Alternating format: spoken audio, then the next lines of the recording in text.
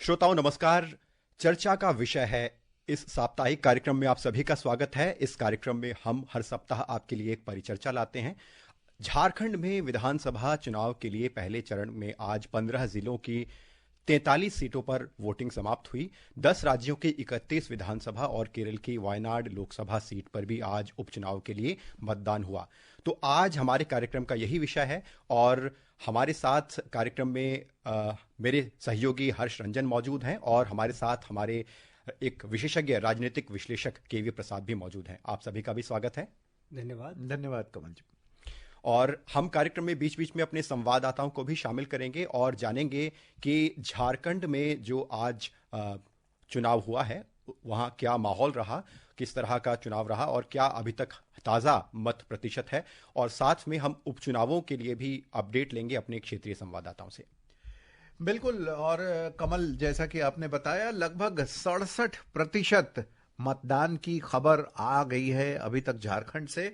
और अभी ये चुनाव आयोग का फाइनल फिगर नहीं है। फाइनल फिगर में जैसा कि हम देख रहे हैं थोड़ी बहुत और इसमें बढ़ोतरी हो सकती है, लेकिन हम मान के चल सकते हैं कि 67% के आसपास का जो आंकड़ा है ये बहुत ठीक आंकड़ा है। और जो 43 विधानसभा सीटों के लिए पहले चरण में मतदान हुआ झारखंड विधानसभा चुनाव के लिए, उसमें से मैं बता दूं कि 31 कॉन्स्टिट्यूएंसीज की 950 जो बूथ्स थी वो सेंसिटिव थी और कुल मिलाकर बहुत ही अच्छे तरीके से और शांतिपूर्ण ढंग से मतदान हुआ है झारखंड में पहले चरण में। जी, और हम अगर दूसरी उपचुनाव की हम बात करें तो राजस्थान में 7, पश्चिम बंगाल में 6, असम में 5, बिहार में 4, कर्नाटक में 3, मध्य प्रदेश में 2 और मेघालय, गुजरात, छत्तीसगढ़ और केरल में एक एक सीट पर आज वोट डाले गए। बिल्कुल। और यहां भी मतदान बेहद शांतिपूर्ण तरीके से संपन्न हुआ। और इसके अलावा वायनाड लोकसभा सीट जो कि केरल की सीट है, वहां पर भी उपचुनाव संपन्न हुए और यह सीट काफी चर्चा में थी। इसके अलावा लोकसभा की एक और महाराष्ट्र की सीट है जहां पर 20 तारीख को दूसरे चरण के लिए चुनाव होगा। तो अब हम केवी प्रसाद से बात करें इसके पहले सीधे चलते हैं झारखंड, रांची, और वहां हमारे संवाददाता के लाल मौजूद हैं हमारे साथ। कृष्ण कुमार, आप आ गए लाइन पर? जी जी, बोला जाए। बहुत बहुत स्वागत आपका। और आज का चुनाव कैसा रहा? आपने बहुत बारीक नजर बनाए रखी है 43 बूथों पर, 43 विधानसभा सीटों पर। क्या रहा माहौल और क्या खासियत रही आज के मतदान की? एक बात मैं ये कहना चाहूंगा कि आज जो जिन विधानसभा क्षेत्रों में मतदान हुआ, ऐसी आपने चर्चा भी की, 950 बूथ, अधिकांश विधानसभा क्षेत्र नक्सल प्रभावित थे। और ये चुनाव आयोग और सुरक्षा बलों की चुनौती थी कि मतदान शांतिपूर्वक संपन्न कराए। बहुत बड़ी बात है और चुनाव आयोग के लिए उपलब्धि मानी जानी चाहिए कि आज के मतदान में हिंसा की कहीं से भी कोई अप्रिय घटना की खबर नहीं मिली। तो ये मैं देख रहा हूँ। दूसरी बात ये है कि नक्सल प्रभावित इलाकों में वोटिंग परसेंटेज ज्यादा रहा। जैसे आज जितने विधानसभा क्षेत्र हुए उसमें ये सरायकेला जो विधानसभा क्षेत्र है उसमें 77% मतदाताओं ने मताधिकार का प्रयोग किया। तो ये गौर करने वाली है कि माने खरसावां हो या सरायकेला हो, इसमें वोटिंग परसेंटेज बढ़ जाना, जबकि माओवादियों ने वोट का बहिष्कार किया था, इसके बावजूद मतदाताओं ने उत्साहपूर्वक अपने मताधिकार का प्रयोग किया। तो ये बहुत गौर करने वाली बात है। और एक बात ये भी है कि नक्सल प्रभावित इलाकों में ये देखा मैंने कि पुरुषों के मुकाबले महिलाएं अधिकांश संख्या में अपने अपने घरों से वोट डालने के लिए निकली, वो भी गौर करने वाली बात है। और एक बात मैं ये कह दूं कि जैसे पूर्वी सिंहभूम में कोटका एक विधानसभा क्षेत्र है, उसमें एक गांव है लखैया डी, जहां 100% मतदाता ट्राइबल है। पहले यहाँ के लोग 25 किलोमीटर दूर जाते थे वोट डालने के लिए, लेकिन इस बार चुनाव आयोग ने उनको वोट डालने के लिए उनके गांव में ही मतदान केंद्र बनाया, जहां का मतदान प्रतिशत जो है ये लगभग 80% रिकॉर्ड कर गया। तो ये सब गौर करने वाली बात है। और शहरी इलाकों के मुकाबले ग्रामीण इलाकों में मतदान का प्रतिशत अधिक रिकॉर्ड किया गया। जी जी, बहुत बहुत धन्यवाद आपका हमारे साथ कार्यक्रम में जुड़ने के लिए। हम कार्यक्रम में अपने विशेषज्ञ को शामिल करते हैं। केवी प्रसाद जी, अभी हमारे संवाददाता जैसा कि बता रहे थे, झारखंड में बहुत सी ऐसी सीटें हैं जो नक्सल प्रभावित हैं। तो ऐसे में निर्वाचन आयोग के सामने क्या चुनौती रहती है जो नक्सल प्रभावित इलाके होते हैं, जो संवेदनशील इलाके माने जाते हैं? और शायद इसीलिए हमने देखा भी है कि चाहे लोकसभा चुनाव हो, विधानसभा चुनाव हो, वहां पर भले ही राज्य छोटा हो, सीटें कम हो, लेकिन अलग अलग चरणों में विभाजित करके वहां पर मतदान किया जाता है। तो ऐसे में आप इन इलाकों में अगर, जैसे हमारे संवाददाता बता रहे थे कि बढ़ चढ़कर मतदान हुआ, तो इस प्रतिशत को आप कैसे देखते हैं? देखिए, सबसे बड़ी ये बहुत ही उल्लास वाली बात है कि ऐसे इलाके जहाँ पे नक्सलवाद या माओवाद का प्रभाव रहा है, तो वहाँ पे सबसे बड़ी जो चुनौती रही, जो आपने एक बात कही चुनाव आयोग के सामने, वो है कि लोगों के बीच में ये धैर्य दिलाना कि कुछ नहीं होगा, आप घर से निकलिए और वोट कीजिए। और सुरक्षा प्रणाली इतना सुदृढ़ है कि सब कुछ ध्यान रखेंगे।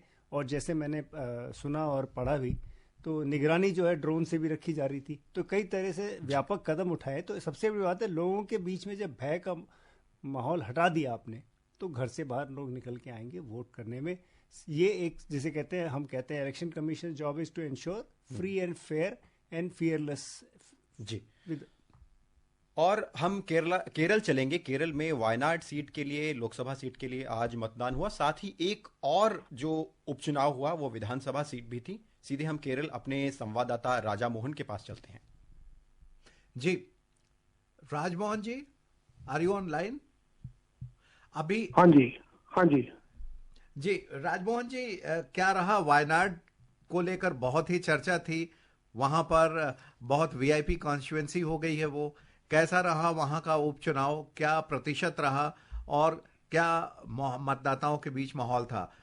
आप, you can go ahead and give your answer in English, Rajmohan ji.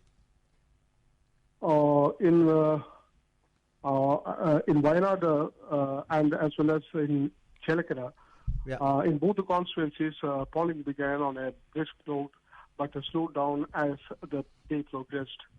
The two constituencies recorded lower voter turnout compared to the previous elections.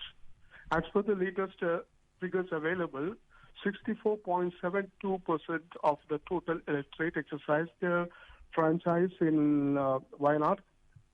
The maximum polling was recorded in Ernaad Assembly constituency, which recorded 69.42%, while the lowest turnout was in Nilambur constituency, which recorded 61.91%.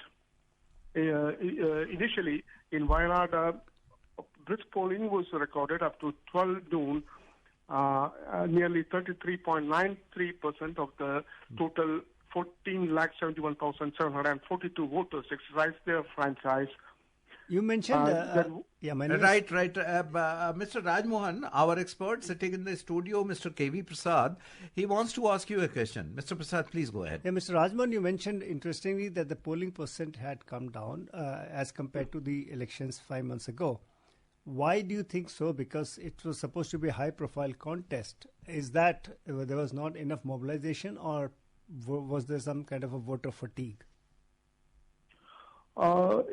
Actually, it's a high-profile contest, but the lower voter turnout in the constituency actually does not reflect the enthusiasm shown by the voters during the campaign period. Some observers consider that it could be a reflection of the disenchantment of the voters on whom a by-election has been thrust within such a short time span after the general elections. The constituency is considered to be a stronghold of the Congress, but the lower turnout is likely to impact the margin of the Congress, which the Congress is expecting from the constituency. Thank you, Mr. Rajmohan. Thank you very much for connecting with us. Thank you. तो कमल, हमने देखा कि हालांकि वायनाड के जो उपचुनाव हुए उसमें मत प्रतिशत थोड़ा सा कम रहा पिछली बार की जो मुख्य चुनाव हुए थे, तो प्रसाद साहब हो सकता है कि बहुत कांग्रेस का स्ट्रांग होल्ड होने के बावजूद यहाँ परसेंटेज की वजह से जो प्रतिशत है या जो अंतर है उसमें कुछ हमें अंतर देखने को मिले जो पिछला चुनाव मेन चुनाव हुआ था, पहली चीज। और दूसरी, हमें यह भी नहीं भूलना चाहिए कि कांग्रेस के साथ साथ बीजेपी का खाता भी केरल में खुल चुका है।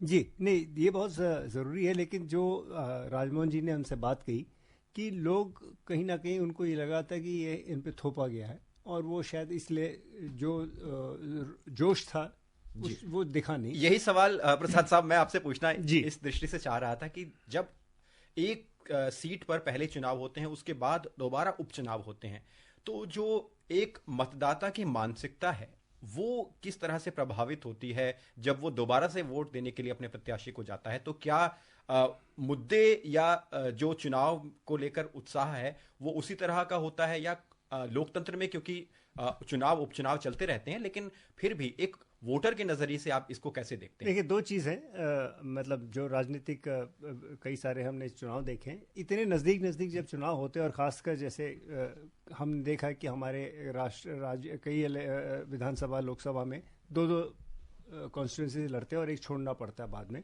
तो ऐसे में जाहिर सी बात है कि जो वोटर है उसके मन में है कि अरे भाई ये तो जीता हुआ कैंडिडेट है, चलो ठीक है कहीं और चलेंगे, इनकी पार्टी तो जीत रही है, तो एक तरह से वो घर बैठ जाते हैं।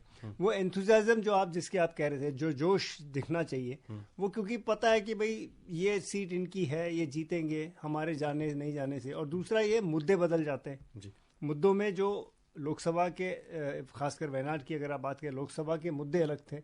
अब हालांकि लोकसभा में है, लेकिन एक तस्वीर खींची हुई है देश में इस वक्त क्या है। तो ऐसे में लोग मेरे हिसाब से अपना आंकलन करके ही निकलते हैं। अब हम राजस्थान चलते हैं, क्योंकि राजस्थान की 7 सीटों पर, विधानसभा सीटों पर उपचुनाव था, और राजस्थान से हमारे संवाददाता जितेंद्र द्विवेदी कार्यक्रम में जुड़ रहे हैं। जितेंद्र, हम आपसे समझना चाहेंगे कि कौन सी ऐसी वो प्रमुख, जिसे कह सकें कि हाई प्रोफाइल सीटें रहीं इन 7 सीटों में, जिन पर हमारी सबकी नजर थी, और कैसा दिन रहा, मत प्रतिशत किस तरह का रहा, क्या माहौल रहा? देखिए, कुल मिलाकर जो 7 सीटों पर चुनाव हुए हैं शांतिपूर्ण संपन्न हुए हैं। यदि कुछ छिटपुट घटनाओं को छोड़ दे तो मत प्रतिशत की बात करें तो हाल ही में जो 2023 में हमारे यहाँ पर विधानसभा चुनाव हुए थे इन्हीं सीटों पर, उनके मुकाबले इस पर मत प्रतिशत कम रहा है। सबसे ज्यादा 75.66% जो मतदान हुआ है वो खींवसर में रहा है। खींवसर एक विधानसभा सीट है जहां पर अभी हनुमान बेनीवाल आरएलपी के चीफ हैं, वो वहां से सांसद निर्वाचित होने की वजह से खाली हुई थी, और सबसे ज्यादा हॉट सीट भी यही मानी जा रही थी, क्योंकि यहाँ पर आरएलपी, कांग्रेस और भाजपा, तो त्रिकोणीय संघर्ष था तीनों के बीच में। और आरएलपी की सांसद चुने जाने की वजह से, आरएलपी के जो हनुमान बेनीवाल हैं उनके सांसद चुने जाने की वजह से ये सीट खाली हुई, और उनकी पत्नी अब अपना भाग्य आजमा रही थी। बीजेपी के जो मिस्टर डागा हैं वो बहुत एक छोटे से मार्जिन से, रेवंत राम डागा, वो छोटे से मार्जिन से चुनाव हारे थे, लगभग 2000 वोटों से। तो सबसे हाई प्रोफाइल सीट ये रही। साथ ही साथ दौसा एक सीट है जो जहाँ पर एसटी बाहुल्य सीट है, यहाँ पर एसटी बड़ी संख्या में है। तो यहाँ से जो किरोड़ लाल मीणा है, कैबिनेट मंत्री हैं राजस्थान सरकार में, उनके भाई वो भाग्य आजमा रहे थे, वो मैदान में थे। साथ ही उनके सामने जो प्रत्याशी थे वो कांग्रेस और भाजपा की सीधी टक्कर थी यहाँ पर, और यहाँ ये सीट खाली हुई है कांग्रेस के जो मुरारीलाल मीणा है उनके सांसद निर्वाचित होने की वजह से। लेकिन यहाँ पर सबसे खास बात ये रही कि यहाँ पर बहुत कम मत प्रतिशत रहा है। सबसे कम 7 सीटों में 62% मतदान इसी सीट पर हुआ है।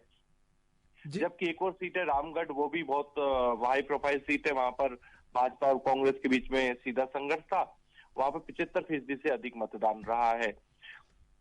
तो देखने वाली बात ये होगी कि ये जो ज्यादातर सीटें हैं उनमें से भाजपा के पास सिर्फ एक सीट थी सलुम्बर, और भाजपा के पास खोने के लिए बहुत कुछ ज्यादा नहीं है। राज्य सरकार भाजपा की है प्रदेश में, और पाने के लिए बहुत कुछ है, क्योंकि 7 सीटों पर चुनाव हुए हैं। जितेंद्र, आपका बहुत बहुत शुक्रिया।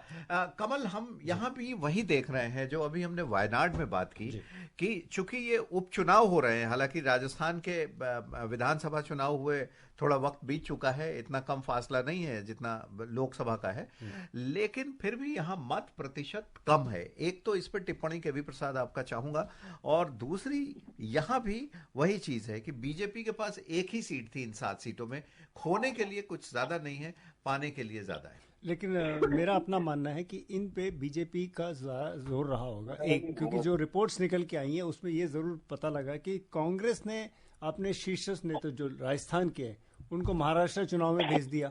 हाँ। तो ऐसे में पूरा स्थानीय जो वहाँ के प्रदेश अध्यक्ष हैं उनके ऊपर ज्यादा दारोमदार छोड़ दिया। तो इससे कहीं ना कहीं फर्क पड़ेगा कांग्रेस के अपने। बीजेपी को चूंकि ऐसा एक पॉलिटिकल जो थियरी माना जाता है उसमें यह है कि जब उपचुनाव होते हैं तो राज्य में जो सरकार है उसका जनरली लोग उनकी तरफ झुकान होता है, ऐसा माना जाता है। और हम अपने श्रोताओं को ये भी बताते चलें कि राजस्थान में 7 सीटें कौन सी थी। दौसा, खिमसर, झुंझुनू, चौरासी, रामगढ़, और जिनका अभी हमारे संवाददाता जिक्र भी कर रहे थे, एक देवली उनियारा और एक सीट थी सलूम्बर। तो राजस्थान के बाद अब हम पूर्वोत्तर चलते हैं। पूर्वोत्तर भारत में असम में भी आज उपचुनाव था विधानसभा सीटों के लिए, और हमारे संवाददाता मानस प्रतिम शर्मा हमारे साथ कार्यक्रम में जुड़ रहे हैं। मानस, आप हमें सुन पा रहे हैं?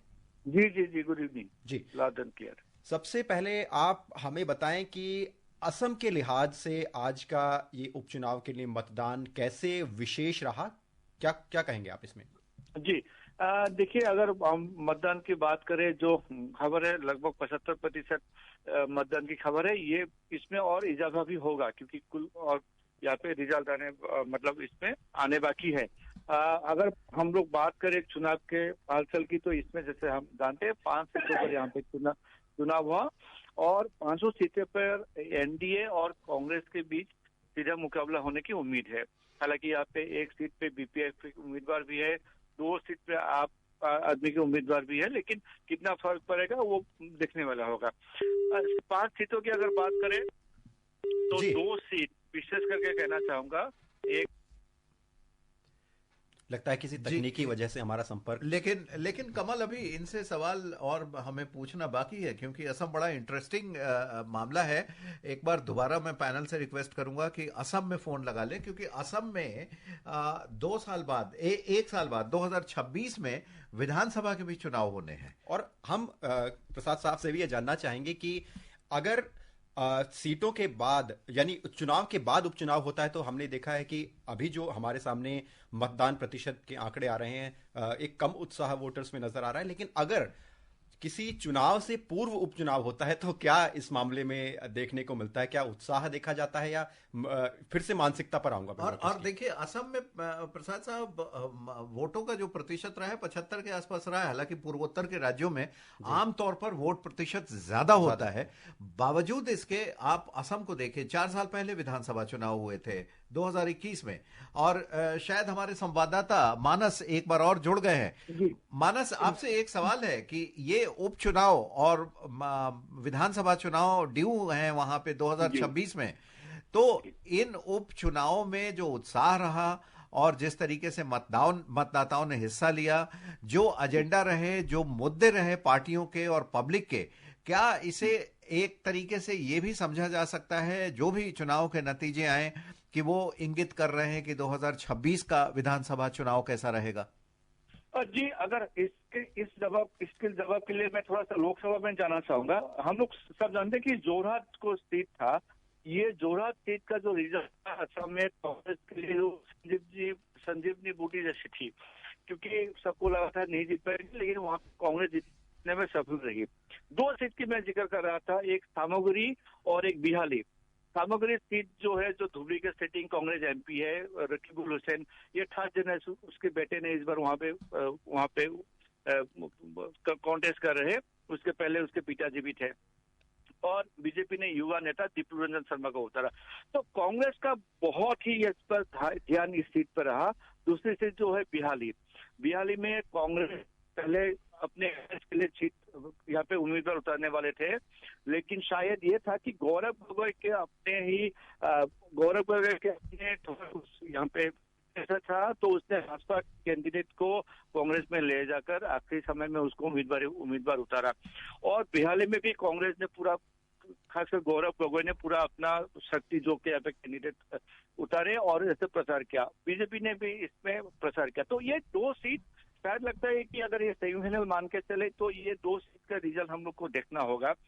मुद्दे की बात करें तो बीजेपी और अलायंस ने डेवलपमेंट के इशू पर बात किया, और कांग्रेस जो है वो अपने क्या कहेंगे, क्या बोला कि बीजेपी का जो सुशासन नहीं है, तो उस मुद्दे पे बात कही। लोकतंत्र भी अपना था।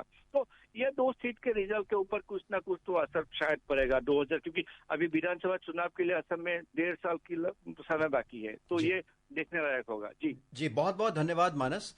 और हम अपने श्रोताओं को ये भी जानकारी देते चलें, क्योंकि हम उपचुनाव की बात कर रहे हैं, तो ये 31 सीटों पर जो आज मतदान हुआ है, 28 सीटें ऐसी रहीं जिनमें जो विधायक थे वो लोकसभा के लिए चयनित हुए, इसलिए वहां पर उपचुनाव हुआ। 2 सीटें ऐसी थीं जिनमें असामयिक मृत्यु के चलते विधायकों की असामयिक मृत्यु के चलते वहां पर उपचुनाव करवाना पड़ा, और 1 सीट ऐसी रही जहां पर एक विधायक के दूसरे दल में शामिल होने से सीट खाली हुई। तो जो कारण होते हैं प्रसाद साहब उपचुनाव करवाने के, मैं उन पर भी आपकी टिप्पणी चाहूंगा कि ऐसे उपचुनावों को जब निर्वाचन आयोग के समक्ष ये विषय आता है तो किस तरह से इसे देखा जाता है, चाहे वो तारीखों के नजरिए से हो और जो कारण है उनके नजरिए से हो। देखिए, सबसे बड़ा जो हमारे प्रावधान है, 6 महीने से ज्यादा अगर गैप हो अगले चुनाव का, तो ये उपचुनाव को आपको शेड्यूल करना पड़ेगा। अब अभी हर्ष जी बात कर रहे थे असम को लेकर, लेकिन बिहार तो उससे जल्दी है। बिहार 2025 में आने वाला है। बिहार में भी हम अपने संवाददाता धर्मेंद्र कुमार राय से बात करने वाले हैं। जी आप बोल रहे हैं। नहीं, मैं वही कह रहा था। तो देखिए, वो इसलिए कि जो मानना जाता है कि जो जनप्रतिनिधि है वो जगह खाली नहीं होगी। अगर 6 महीने के अंदर चुनाव है, जैसे अभी बिहार में अगर चुनाव 6 महीने के अंदर होता तो फिर आपको उपचुनाव की जरूरत नहीं पड़ती। ये एक मूलभूत रूल है। तो बेसिकली वही है कि जनप्रतिनिधि की जगह है उसको भरा जाए। जी, कर्नाटक हम चलते हैं सीधे। हमारे संवाददाता सुधींद्रा हमारे साथ जुड़ चुके हैं, उनसे हम आज के उपचुनावों की अपडेट लेना चाहेंगे। सुधींद्रा, स्वागत है आपका। तो कैसा रहा आज का उपचुनाव, किन किन सीटों पर रहा, क्या मत प्रतिशत रहा, हमारे श्रोताओं को अगर आप जानकारी दे सकें। जी जरूर। देखिए, आज कर्नाटक के संडूरू, शिगांव और चन्नपटना में चुनाव बहुत शांतिपूर्ण रहा और मतदाताओं ने बढ़ चढ़कर चुनाव में भाग लिया।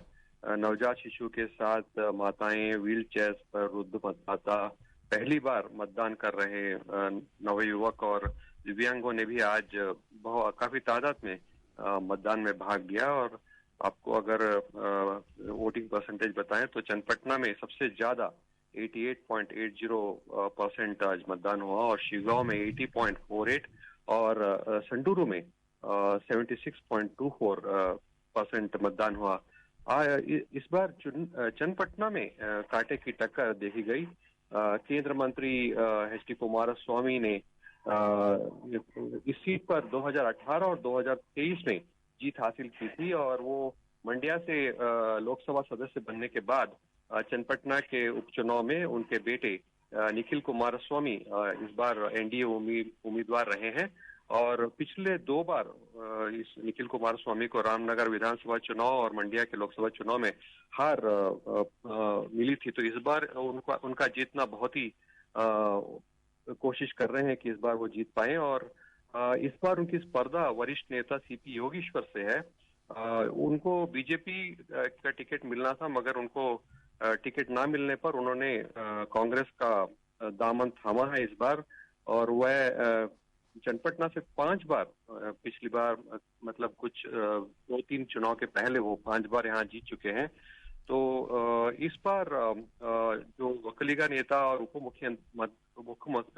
डिप्टी चीफ मिनिस्टर हैं डी.के. शिव कुमार ने अपना पूरा ताकत यहाँ चन्नपटना में झोंक दिया है। तो ये उनके लिए प्रतिष्ठा का भी विषय बन गया है। और जस्ट संक्षिप्त में आपको शिगांव का बता दो। शिगांव ये पूर्व मुख्यमंत्री और बीजेपी नेता बसवराज बोम्मई का गढ़ माना जाता है और इस बार उनके बेटे भरत बोम्मई चुनाव लड़ रहे हैं और संडूरू कांग्रेस का गढ़ माना जाता है और जो ई तुकाराम यहाँ तो 2023 में जीते थे, वो इस बार सांसद बनने की वजह से उनकी पत्नी अन्नपूर्णा यहाँ चुनाव लड़ रही है। सुधींद्र, हमारे साथ स्टूडियो में हमारे एक्सपर्ट केवी प्रसाद बैठे हुए हैं, वो आपसे एक सवाल पूछना चाह रहे हैं। सुधींद्र जी, आपने एक बात कही कि डीके शिव कुमार ने काफी ताकत लगाई, तो क्या आपको लगता है ये इसके पीछे जो कई दिनों से सुनते आए कि राजनीतिक दोनों की, उनकी और मुख्यमंत्री के बीच में जो कुर्सी को लेकर, जो क्या इस चुनाव को लेकर उस नजरिए से भी देखा जा सकता है? नहीं, ये सिद्धरामैया और डीके शिव कुमार के बीच तो हम बता नहीं पाएंगे, मगर जो ओल्ड मैसूरू में जेडीएस और कांग्रेस का जो इक्वेशन रहा है, जो यहाँ पे डोमिनेंस रहा है, उसके ऊपर प्रभाव होने की संभावना है, क्योंकि डीके शिव कुमार इस जो चन्नपटना और उनका जो कनकपुरा क्षेत्र है, इसमें उनका जो इन्फ्लुएंस है वो बहुत ज्यादा है जी। तो इस चुनाव में अगर निखिल कुमार स्वामी जीत जाए तो जेडीएस को इससे बल मिलने की संभावना है। बहुत धन्यवाद सुधींद्र हमारे साथ कार्यक्रम में जुड़ने के लिए। और हमारे पास वक्त कम है तो हम सीधे बिहार चलते हैं, क्योंकि बिहार में भी 4 सीटों के लिए, विधानसभा सीटों के लिए उपचुनाव के लिए मतदान आज था। बिहार से हमारे संवाददाता जुड़ चुके हैं। धर्मेंद्र, आपका स्वागत है जी। तो संक्षेप में धर्मेंद्र, हम आपसे समझना चाहेंगे कि क्या राजनीति की दृष्टि से महत्व रहा आज के इन उपचुनावों का, कैसे आप देखते हैं? जी, 4 सीटों पर आज जो है जो शांतिपूर्वक मतदान हुआ है और जो 4 सीट है, जो यहाँ इनकमिंग जो विधायक थे उनके सांसद चुने जाने के कारण चुनाव हो रहे हैं। तो कुल मिलाकर शांतिपूर्वक रहा और करीब 53% मतदान हुआ है। बेलागंज सीट जो है गया जिले में, उसको छोड़ दे तो अन्य जो 3 सीटें हैं, गया की जो इमामगंज सीट है, कैमूर जिले में रामगढ़ सीट है और भोजपुर की तरारी सीट है, जहां से तरारी सीट से जो केंद्रीय मंत्री आर.के. सिंह चुनाव हार गए थे लोकसभा चुनाव, तो माफ कीजिएगा, सॉरी, आरा सीट से, तो जो विधायक जो उन्होंने हराया था सुदामा प्रसाद, तो उनके द्वारा खाली की गई सीट है। तो ये बड़े बड़े जो दिग्गज नेता हैं उनके द्वारा छोड़ी गई सीटें हैं जिन पर आज जो मतदान हुआ है। और जो इमामगंज सीट है, केंद्रीय मंत्री जीतन राम मांझी जो है वहां पर से विधायक चुने गए थे और उसके बाद सांसद चुने जाने के बाद उन्होंने ये सीट छोड़ी है। और जो भी सीटें हैं वहां पर इन दिग्गज नेताओं ने अपने परिवारजनों को ही टिकट दिया है इस बार चुनाव में जी। तो मुकाबला जो मुख्य है महागठबंधन और जो है एनडीए के बीच है।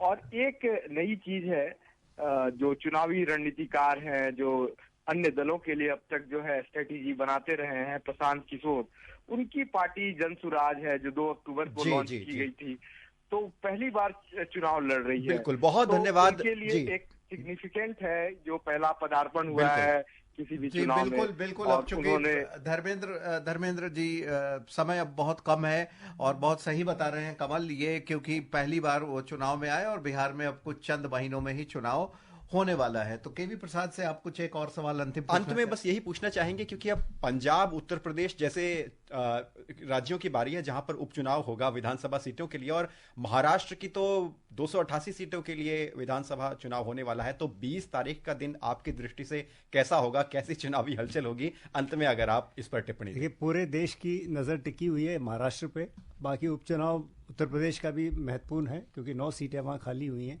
और पंजाब में भी चूंकि सरकार आम आदमी पार्टी की है तो नजर दोनों राज्यों पे ही रहेगी, गड़ी। बिल्कुल। और अगली नजर जो है सबकी कमल 20 पर है। अब वक्त खत्म हो रहा है, हम अपने श्रोताओं से अनुमति लेंगे।